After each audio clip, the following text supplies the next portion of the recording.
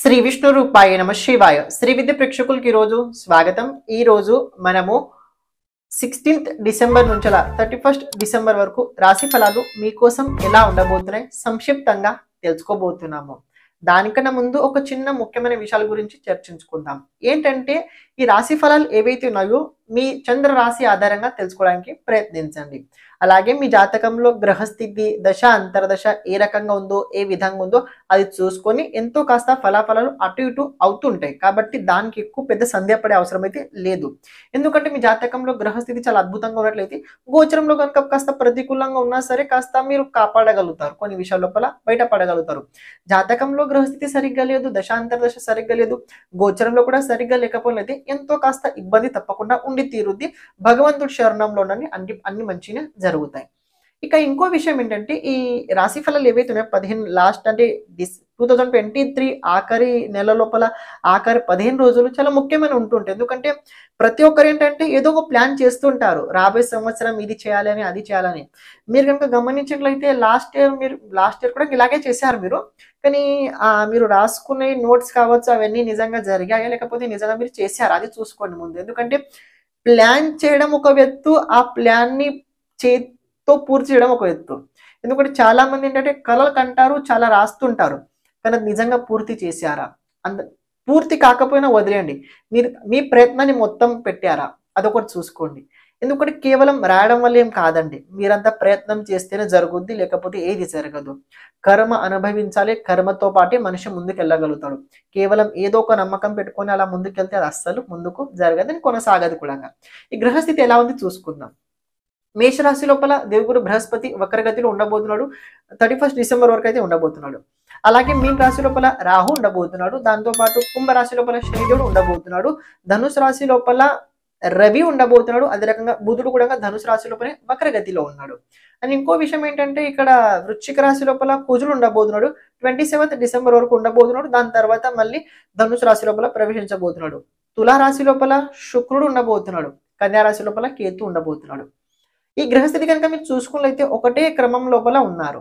కేవలం దేవుగురు బృహస్పతి వదిలేసినట్లయితే మిగతా అందరూ రాహుకేతు మధ్యలో ఉండడం వల్ల దీన్ని కాలసర్పయోగం అంటారు, అర్ధకాల సర్పయోగం అంటారు, ఏదో ఒక రకంగా అనుకోవచ్చు. దీని ఒక రకంగా సర్పయోగం అన్నా కూడా పర్వాలేదు. ఎందుకంటే సర్పయోగం ఏంటంటే అది నిరంతరంగా ప్రతి ఒక్క భావంలో ఏదో ఒక గ్రహం ఉంటుంటుంది, దాన్ని సర్పయోగం అంటారు. అది ఈ గ్రహస్థితి అయితే ఉండబోతుంది. దీని ఆధారంగా మీకోసం రాశిఫలం నిర్మితం చేయడం అయితే జరిగింది. సంక్షిప్తంగా చెప్పబోతున్నాను, ఎక్కువ సమయం అయితే తీసుకోను. ముఖ్యమైన విషయాలు దాని గురించి తెలుసుకుందాం. ఇప్పుడు మీ రాశి కోసం ఎలా ఉన్నాయి చూసుకుందాం. మకర రాశి. మకర రాశి వారికి కనుక చూసుకున్నట్లయితే 16th డిసెంబర్ నుంచలా సమయం అంత అనుకూలంగా అయితే కనిపించట్లేదు. కాబట్టి మీరు కొన్ని విషయాల లోపల ఎంత జాగ్రత్తగా ఉండగలిగితే అంత జాగ్రత్తగా ఉంటే చాలా మంచిది. తొందరపాటు ఎలాంటి విషయాల్లో అస్సలు చేయకండి. దాంతో పాటు మాట పట్ల చాలా నియంత్రణ పెట్టుకోండి. ఆలోచించకుండా ఎవరికి ఎలాంటి పరిస్థితి లోపల అస్సలు హామీ ఇవ్వకండి. అని ఇంకో విషయం ఏంటంటే ఈ 15 రోజులు ఏవైతే ఉన్నాయో ప్రత్యేకంగా ఈ సమయం లోపల ఏదైనా కోర్ట్ కేసు, పోలీస్ కేసు ముందు నుంచి ఏదైనా ఉన్నట్లయితే ప్రాబ్లమ్స్ అటు పక్కన కాస్త ఖర్చులు అయితే ఎక్కువగా కనబడుతున్నాయి.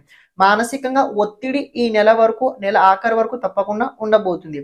ఇంకో పాయింట్ ఏంటంటే మీ రాశికి కర్మ అంటే మీ లగ్న రాశి అదే రకంగా దశమ భావానికి ప్రత్యేకంగా పాపకర్తరి యోగం ఉండడం వల్ల మీ ఒక పక్కన మీ ఆలోచన సరిగ్గా అయితే ఉండదు. ఇంకో పక్కన ఏంటంటే మీరు అనుకున్న పని సరిగ్గా సమయానికి అయితే అస్సలు జరగదు.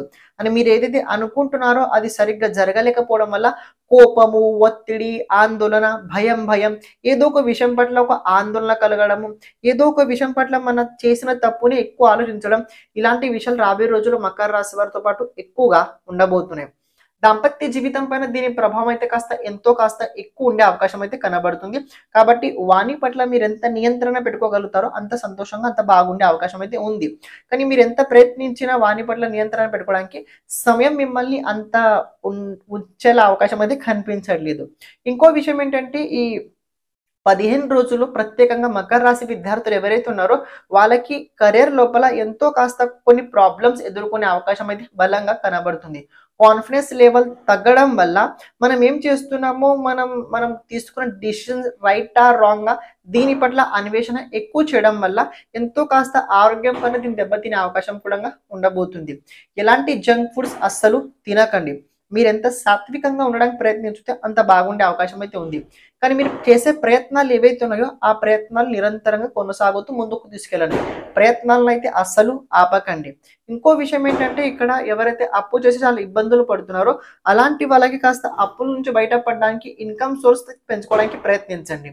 మీరు ఇన్కమ్ సోర్స్ కనుక పెంచుకోవాలంటే అప్పుల నుంచి బయటపడే అవకాశం అయితే 100% లోపల 28% అయితే చాలా బలంగా అయితే ఉండబోతుంది.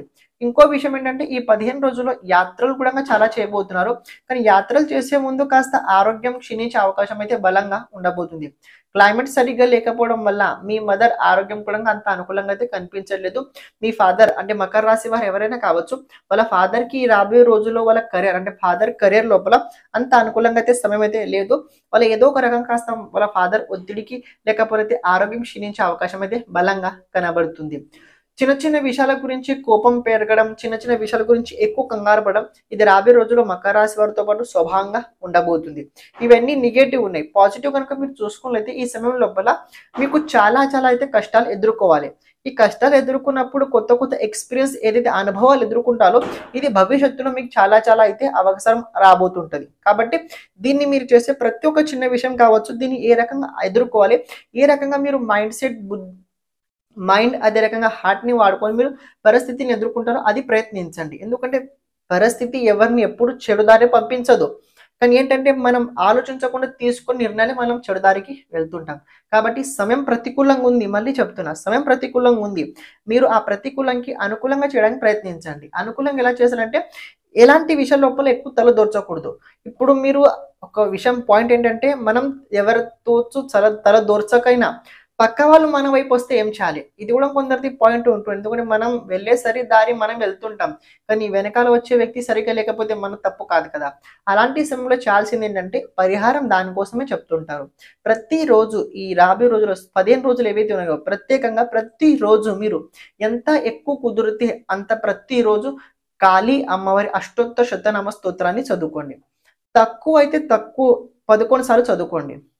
11 టైమ్స్ మినిమం చదువుకోండి. ఎందుకంటే ఈ సమయం మీకు అంత అనుకూలంగా లేదు. మీకు అనిపించవచ్చు నేను అలా చెప్తున్నాను, కానీ మీరు చూస్తే మీకే తప్పకుండా అనుభవించి తీరుతారు. కాళీ అమ్మవారి శరణంలో అన్ని మంచిగా జరుగుతాయి. శ్రీమాత్రే నమః.